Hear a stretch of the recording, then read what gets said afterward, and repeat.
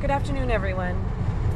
Just wanted to do a quick video to Janice, Daniels, and anyone else who has comments, questions, or concerns about the language of the petition or the practical implications of the petition, specifically the constitutional amendment petition for Restore Freedom Initiative. So what I wanted to share is, first of all, I have not had any direct contact from Janice Daniels, or quite frankly, anyone else who is going out in the public purview to explain that they think the petition does a myriad of awful things.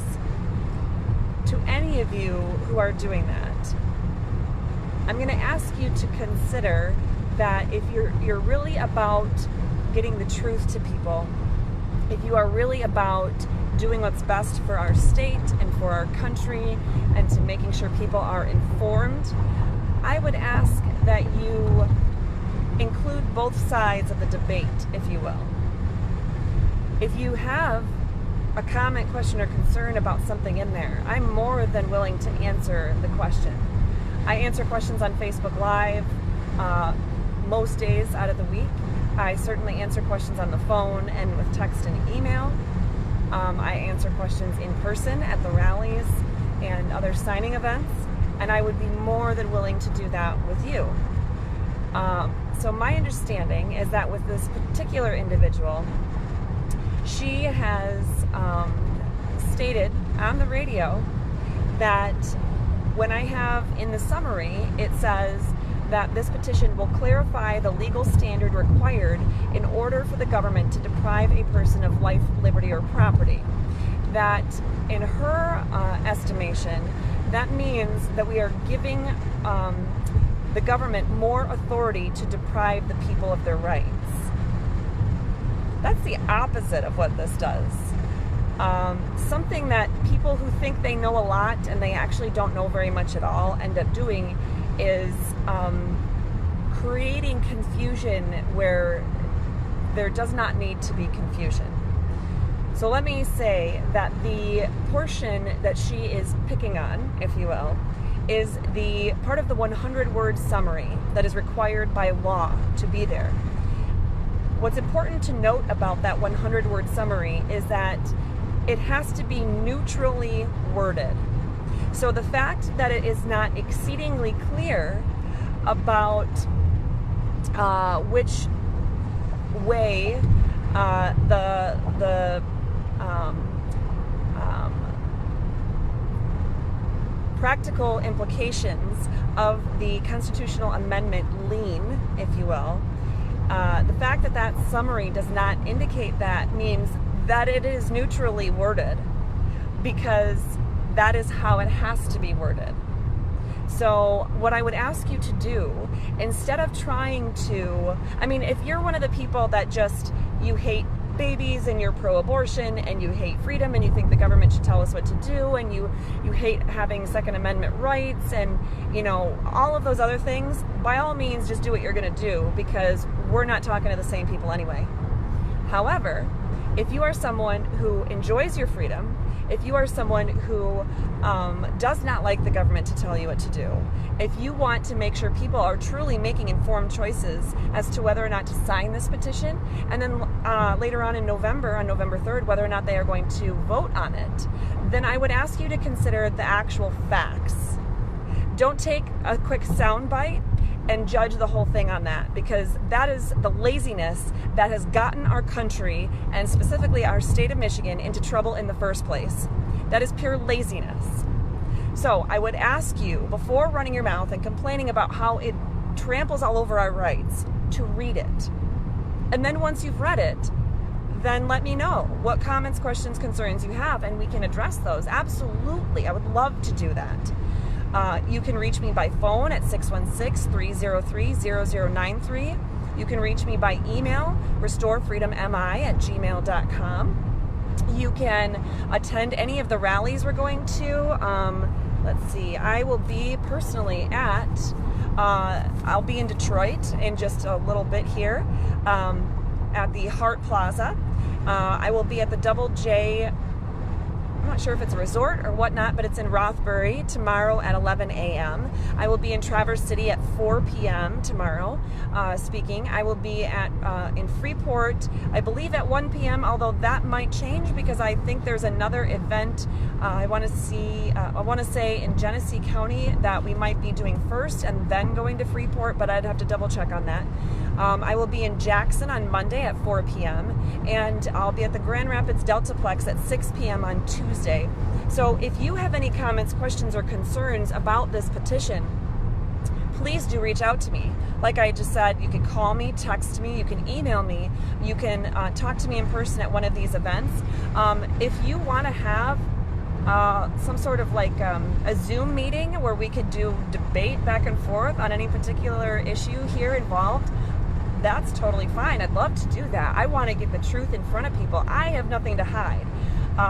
I'm a zealous advocate for our Constitution and for our freedom, and it infuriates me when people claim to be patriots and claim to be advocates for freedom, and then they run around with a bunch of baseless accusations and a bunch of big words and a loud voice, and they have nothing to back it up with. So if you want to have an actual back and forth dialogue on this, I would love to do that. Please do reach out to me. As far as the specific concerns you raised, which weren't very specific, but just saying that the petition gives the government power to deprive people of their rights, that literally couldn't be any farther from the truth. I put government back into the small box it was put into in the first place. And throughout the years, tiny amendments here and there and tiny changes just to the way we do things and accept things have allowed this government animal to climb out of that box.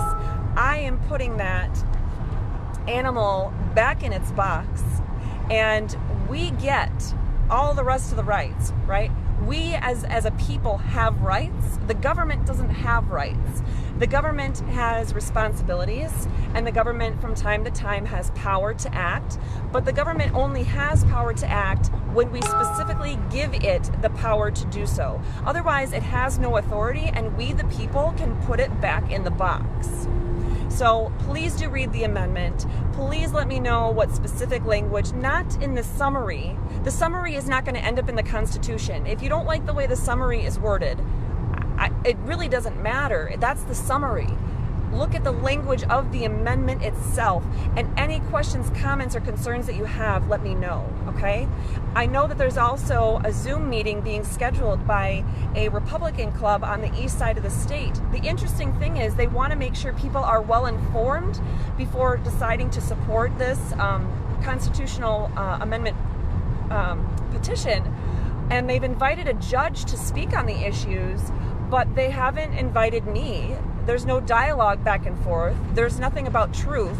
It's a one-sided perspective coming from an individual who works in the government, whose job is going to be impacted by this, and who has a personal stake in the matter.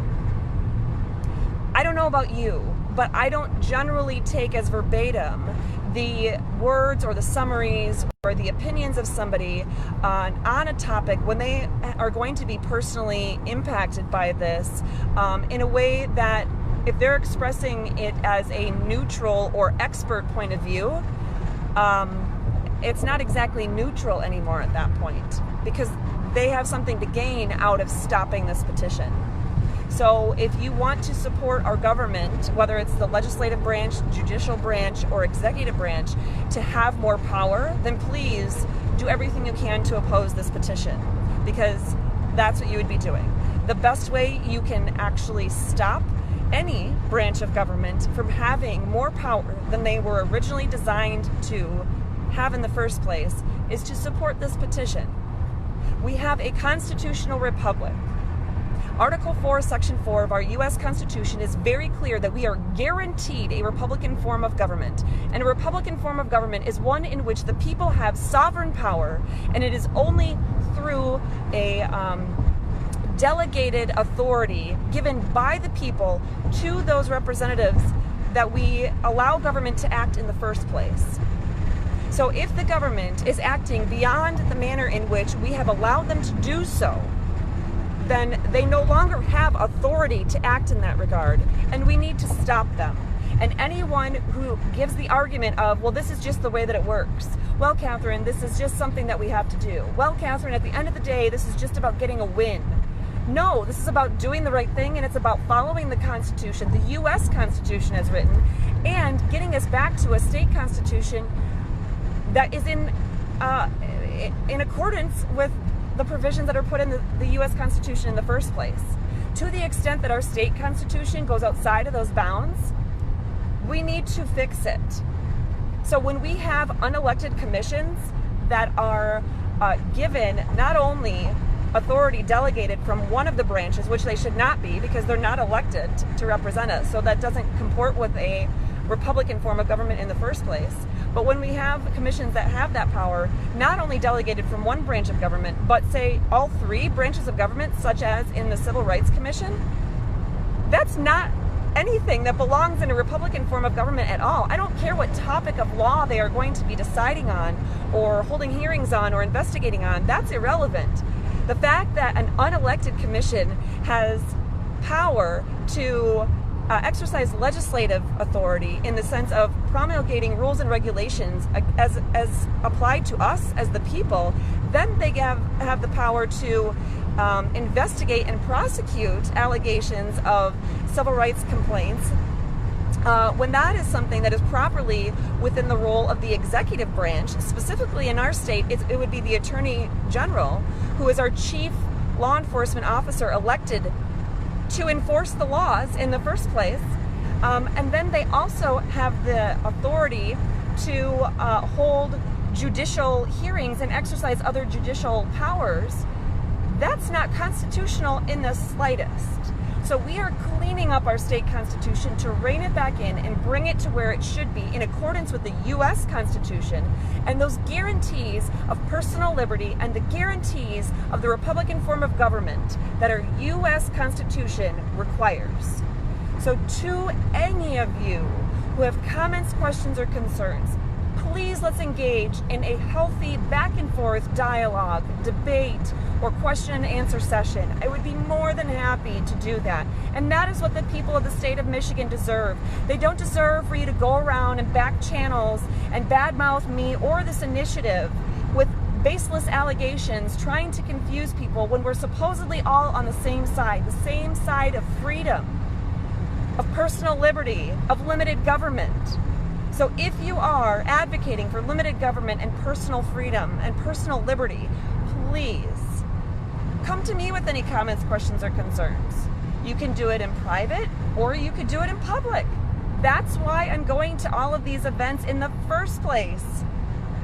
We need to be informed. I don't want anyone blindly following me. I want people to know how to read the U.S. and state constitutions on their own. I want people to know how to read the laws and understand them. I want people to know everything that they need to know to keep our government held in check.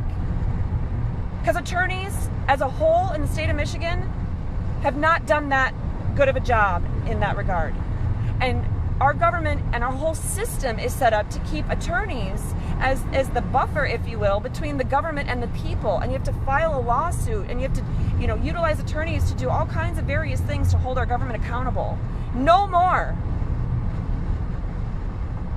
So please do not go around with baseless accusations. Come out with the facts. Point out the exact provisions that you have a problem with and why you have a problem with them so everybody can truly understand and make an informed decision.